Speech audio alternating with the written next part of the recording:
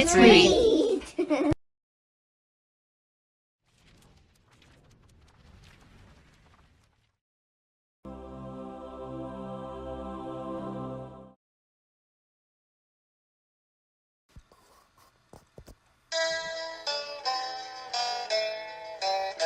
Redwall by Brian Jakes.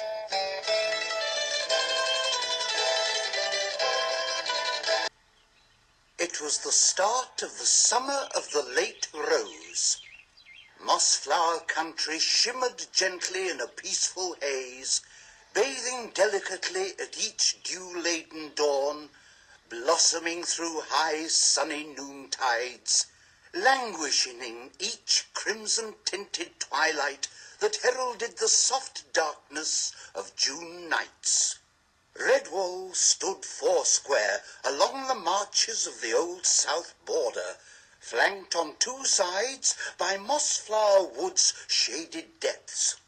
The other half of the abbey overlooked undulating sweeps of meadowland, its ancient gate facing the long, dusty road on the western perimeter.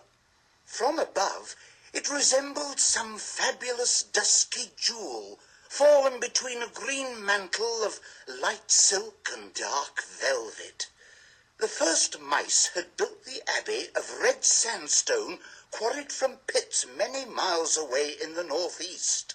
The abbey building was covered across its south face by that type of ivy known as Virginia creeper. The onset of autumn would turn the leaves into a cape of fiery hue, thus adding further glory to the name and legend of Redwall Abbey. Book 1. The Wall. Chapter 1. Matthias cut a comical little figure as he wobbled his way along the cloisters, with his large sandals flip-flopping and his tail peeping from beneath the baggy folds of an oversized novice's habit.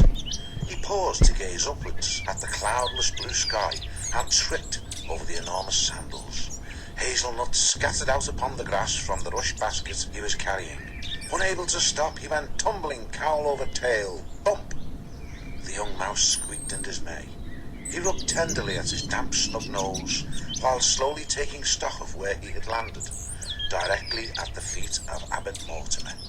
Immediately, Matthias scrambled about on all fours, hastily trying to stuff nuts back into the basket as he muttered clumsy apologies, avoiding the stern gaze of his elder. Sorry, Father Abbot. I tripped, you see. Trod on my Abbot, Father Habit. Oh dear, The Father Abbot blinked solemnly over the top of his glasses. Matthias again. What a young buffoon of a mouse. Only the other day he had singed old brother Methuselah's whiskers while lighting candles. The elder's stern expression softened. He watched the little novice rolling about on the grass, grappling with large armfuls of the smooth hazelnuts which constantly seemed to escape his grasp. Shaking his old grey head, yet trying to hide a smile, Abbot Mortimer bent and helped to gather up the fallen nuts. Oh, Matthias, Matthias, my son. When will you learn to take life a little slower, to walk with dignity and humility? How can you ever hope to be accepted as a mouse of Redwall when you are always dashing about, grinning from whisker to tail like a mad rabbit? Matthias tossed the last of the hazelnuts into the basket and stood awkwardly, shuffling his large sandals in the grass. How could he say aloud what was in his heart? The abbot put his paw around the young mouse's shoulder, sensing his secret yearnings, for he had ruled Redwall wisely over a great number of years and gained much experience of mouse life. He smiled down at his young charge and spoke kindly to him. Come with me, Matthias. It is time we talk together. A curious thrush, perching in a gnarled pear tree, watched the two figures make their way at a sedate pace in the direction of Great Hall, one clad in the dark greeny brown of the order, the other garbed in the lighter green of a novice. They conversed earnestly in low tones.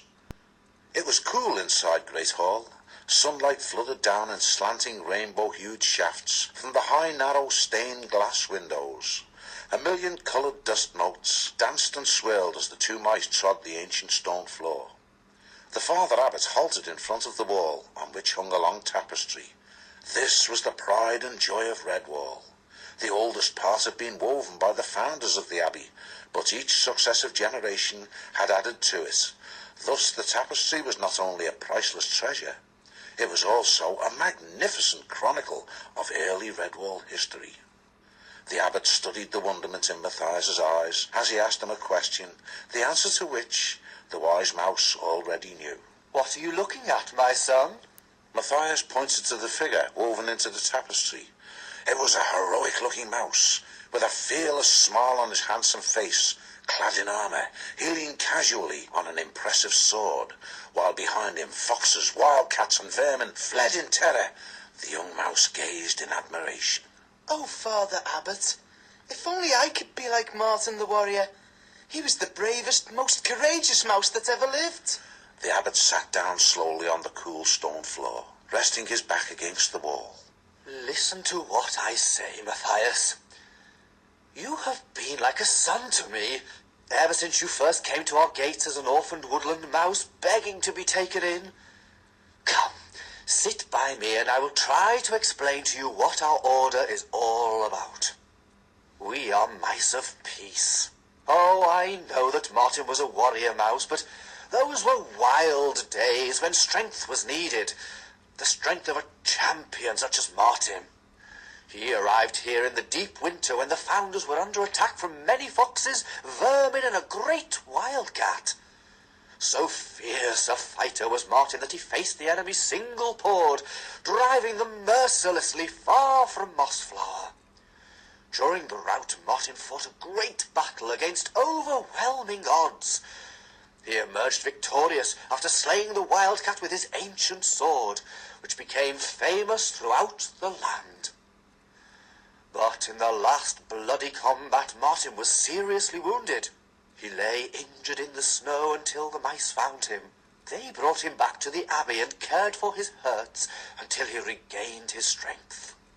Then something seemed to come over him. He was transformed by what could only be called a mouse miracle. Martin forsook the way of the warrior and hung up his sword. And that was when our order found its true vocation. All the mice took a solemn vow never to harm another living creature, unless it was an enemy that sought to harm our order by violence. They vowed to heal the sick, care for the injured, and gave aid to the wretched and impoverished. So was it written, and so has it been through all the ages of mousekind since. Today, we are a deeply honoured and highly respected society. Anywhere we go, even far beyond Mossflower, we are treated with courtesy by all creatures. Even predators will not harm a mouse who wears the habit of our order. They know he or she is one who will heal and give aid. It is an unwritten law that Redwall mice can go anywhere, through any territory, and pass unharmed. At all times we must live up to this. It is our way, our very life. As the abbot spoke, so his voice increased in volume and solemnity. Matthias sat under his stern gaze, completely humbled. Abbot Mortimer stood and put a wrinkled old paw lightly on the small head, right between the velvety ears, now drooping with shame. Once more the abbot's heart softened toward the little mouse. Poor Matthias, alas for your ambitions. The day of the warrior is gone, my son. We live in peaceful times, thank heaven, and you need only think of obeying me, your abbot, and doing as you are bidden. In time to come, when I am long gone to my rest, you will think back to this day and bless my memory, for then you will be a true member of Redwall. Come now, my young friend, cheer up. It is the summer of the late rose. There are many, many days of warm sun ahead of us. Go back and get your basket of hazelnuts. Tonight we have a great feast to celebrate my golden jubilee as abbot. When you've taken the nuts to the kitchen, I have a special task for you. Yes, indeed, I'll need some fine fish for the table. Get your rod and line. Tell Brother Alf that he is to take you fishing in the small boat. That's what young mice like doing, isn't it? Who knows, you may land a fine trout or some sticklebacks. Run along now, young one. Happiness filled Matthias from tail to whiskers as he bobbed a quick bow to his superior and shuffled off. Smiling benignly, the abbot watched him go. Little rascal. He must have a word with the almoner to see if some sandals could be found that were the right fit for Matthias. Small wonder the poor mouse kept tripping up.